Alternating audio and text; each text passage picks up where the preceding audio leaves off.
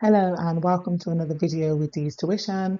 This video is 5 key quotes for Lord Capulet, who is arguably one of the most interesting characters in the whole play of Romeo and Juliet. Anyway, these quotes should be able to see you through any exam question that is relevant to Capulet or any exam question where you can bring Capulet in to add depth to your response. Let's get into it.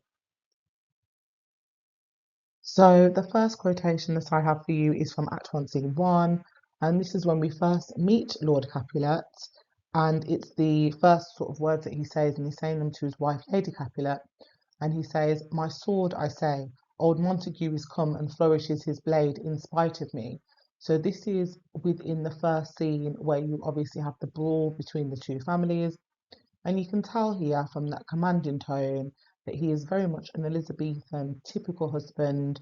The tone that he has over his wife, he's not willing or interested to listen to her ideas, opinions, or her reason. And he really just wants to get into that violence.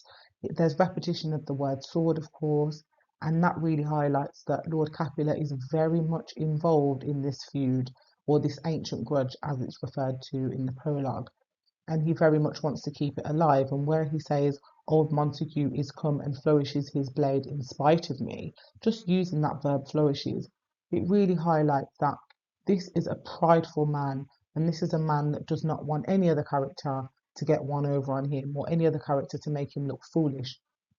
And this idea of pride definitely comes back over and over again within the play, but also very specifically for this character as well. So a really, really important quotation and definitely gives us a flavour for who he is as a person.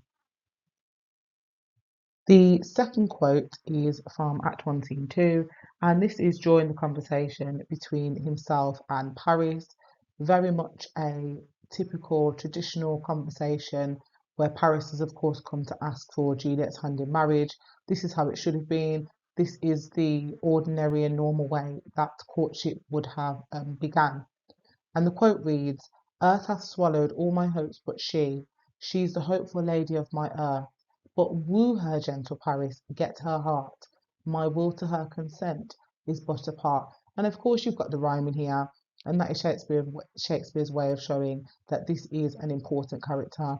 This is a character that has a lot of depth, and this is a character who, of course, comes from a very well off, well to do, and respected family. But more importantly, there's lots of imagery within this quotation, and the way that he speaks about Juliet, about her being the hopeful lady of his earth, you can really kind of get this image of her being at the center of his earth, the center of his universe. She's so important to him, and he is certainly not afraid to express that to Paris. That metaphor, Juliet being the center of his universe, hopeful lady of my earth, and it really just kind of solidifies that love and that respect that's between them. Um, and of course, that changes throughout the course of the play, and it really shows that the relationship between Juliet and Romeo really ruins the relationship between her and her father, because he does hold her in such high esteem at the beginning of the play.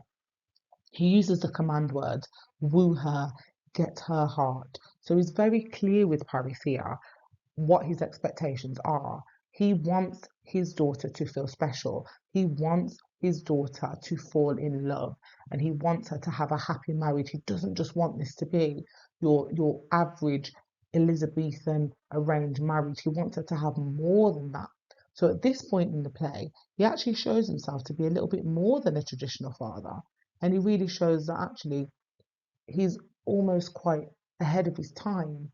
He's really thinking about his daughter's happiness and not just thinking about the fact that her joining Paris in marriage will be beneficial to both families because of the fact that Paris is from royal lineage. So a lot of respect is gained here for Lord Capulet, and he's given her a voice. And again, that's very unusual.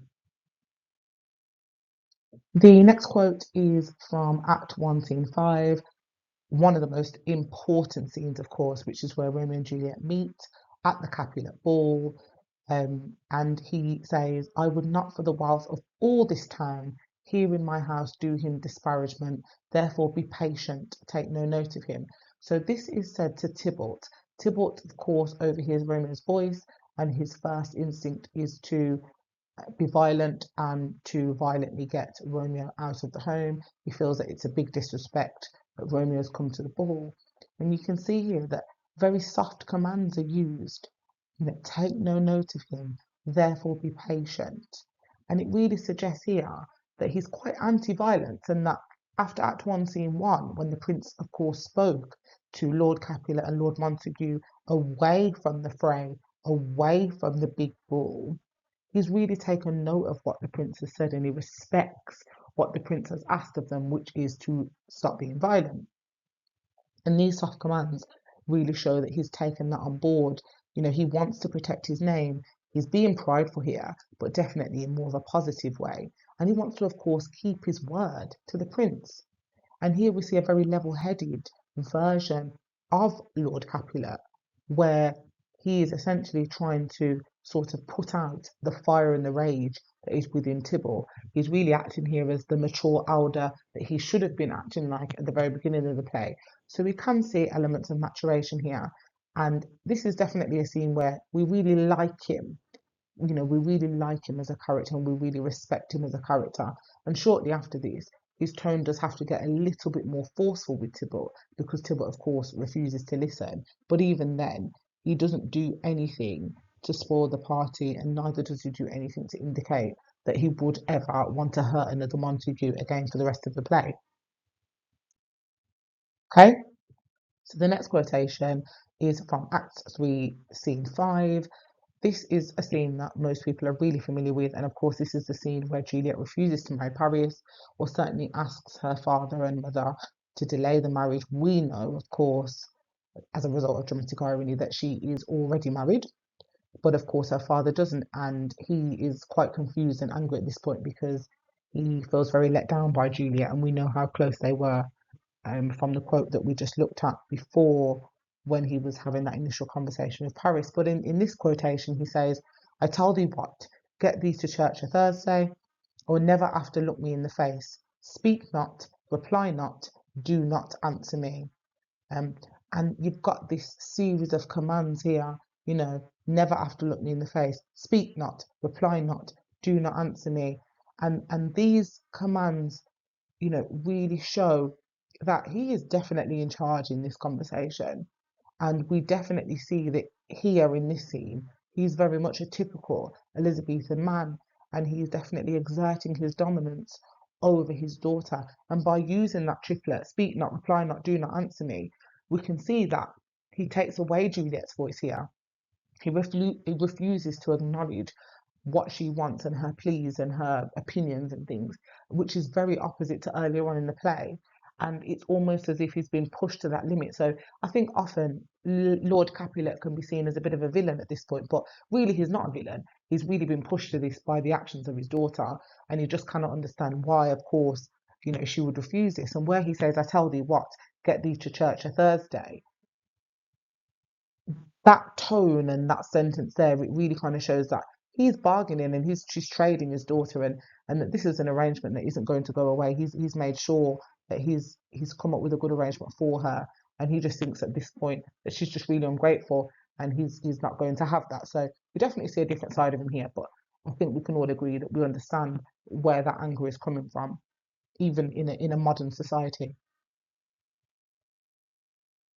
And the final quotation comes from Act 5, Scene 3, and this is, of course, the final scene in the play, where it's been discovered that Romeo and Juliet, of course, dead, and Friar Lawrence has explained to everybody exactly what has gone on.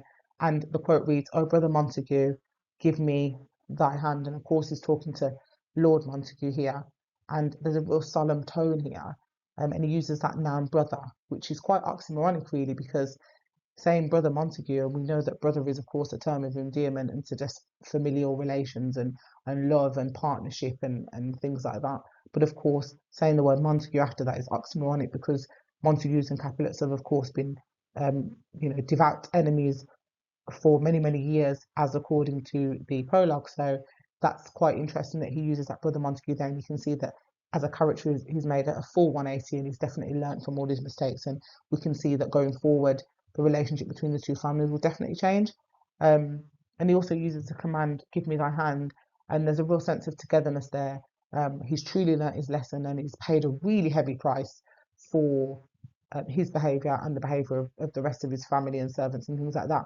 And you can see that there is going to be a bond here that will never be broken as a result of the loss of the two children. So again, it's a moment where we feel immense sympathy for Lord Capulet, and we can see that as a character, there's been a lot of development, and that's what makes him such an interesting character to talk about and, of course, to write about.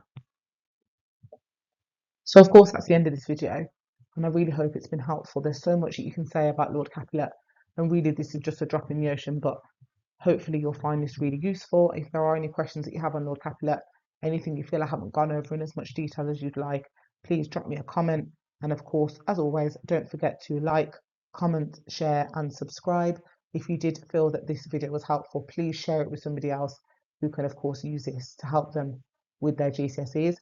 And I will see you in the next video. Bye.